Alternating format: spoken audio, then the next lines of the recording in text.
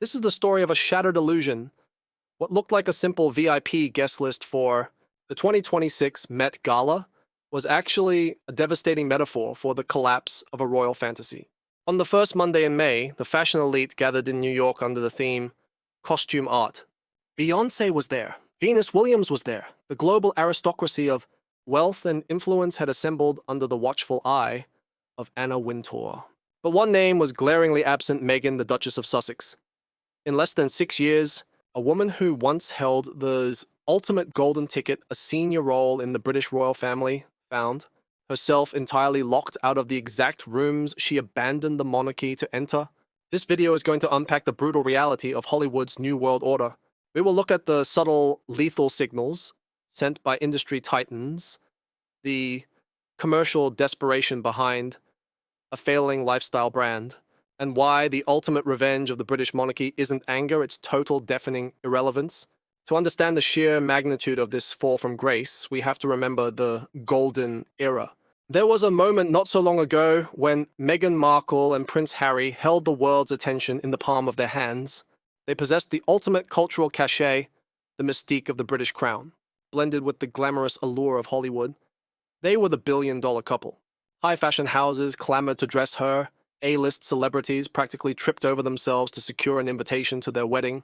They had the privilege, the wealth, the titles, and the absolute sympathy of a global audience who believed their narrative of victimhood and escape. They were supposed to be the new royalty of America, building an untouchable empire of philanthropy and prestige. But in Hollywood, currency is measured by what you can deliver, not the title you carry. And the cracks began to show when the reality of their commercial appeal failed to match the grandiosity of their promises. The turning point wasn't a sudden explosion. It was a slow, agonizing erosion of goodwill.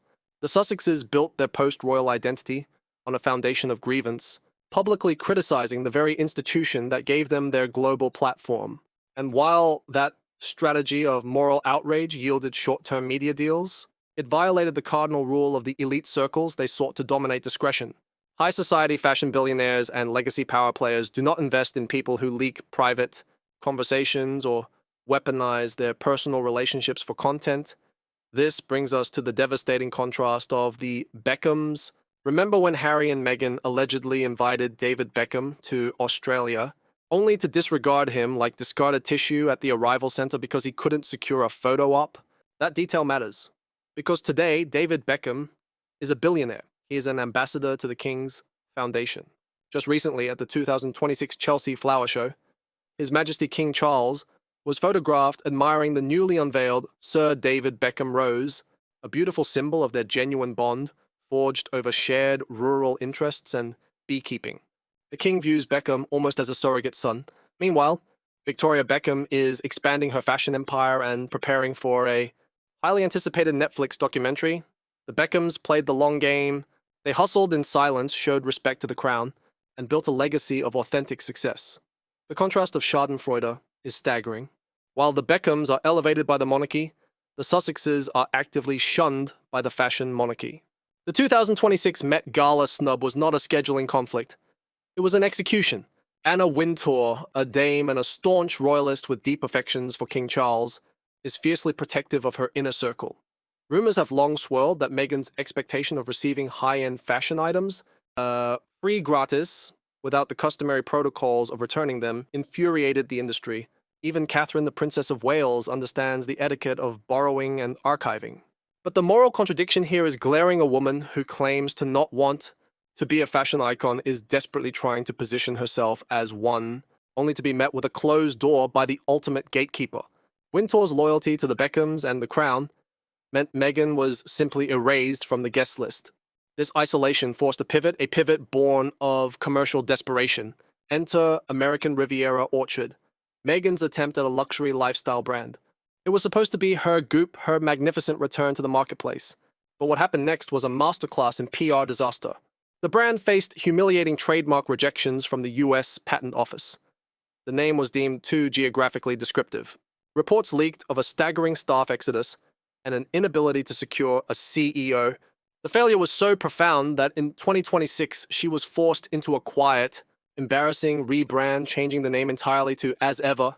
The illusion of the effortless, powerful entrepreneur was shattered by the cold reality of amateurish execution. Harry and Meghan are now trapped in an echo chamber of their own making. They traded the historic, untouchable dignity of the royal family for the transactional, ruthless arena of celebrity commerce, and they are losing. Behind the scenes, Prince Harry is reportedly making frantic phone calls, trying to mend broken bridges with the very establishment they tried to burn down. But the damage is done. The ultimate betrayal of trust has left them stranded. As the curtain falls on their Hollywood dream, a brutal question remains when the royal cash dries up and the A-list stops returning your calls. What exactly is left to sell? What is left to sell? The answer, it seems, is a terrifying void. When you strip away the royal patronages, the military honors, and the golden glow of the Windsor balcony, you are left with the harsh mechanics of the entertainment industry. And the entertainment industry is unsentimental. The public has begun to realize that the grand rebellion against the monarchy was not a step toward a higher moral ground, but rather a chaotic plummet into commercial desperation. We are now witnessing the quiet, devastating aftermath of a couple who fundamentally misunderstood the source of their own appeal. To fully grasp the mechanics of this PR disaster, we have to look at the subtle shifts in the celebrity hierarchy, specifically a dynamic that must be deeply humiliating for a former duchess. It involves the Kardashians. It may sound absurd to compare a 1,000-year-old monarchy to a reality television empire, but in the modern economy of attention, Kim and Khloe Kardashian are apex predators. They understand the transactional nature of fame. When Anna Wintour actively began endorsing the reality stars, inviting them into the inner sanctum of Vogue, it sent a shockwave through the Sussex camp. Why would the most powerful woman in fashion choose reality stars over a woman still technically married to a prince? The answer reveals the dark psychological truth behind Meghan's brand. The Kardashians, for all their controversy, are predictable, professional, and they do not complain about the very media machine that sustains them. They do not lie about contracts, and they do not weaponize victimhood against their business partners. According to deep industry whispers, a catastrophic fracture occurred when the Sussex camp allegedly attempted to obscure the realities of a business deal, shifting the blame onto departing employees to save face. The fashion and entertainment elite talk, they protect their own. And they quickly realized that associating with Meghan Markle came with the unbearable risk of public drama, leaked narratives, and collateral damage. Anna Wintour, a fierce protector of her own empire and a loyalist to King Charles, simply erected a velvet rope that Meghan could not cross. Wintour let Meghan walk into a Paris event, first refusing to enter alongside her, denying her the implicit endorsement of a shared photograph. It was a flawless, bloodless execution of social exile. This leads us to the internal divide and the reality of family estrangement.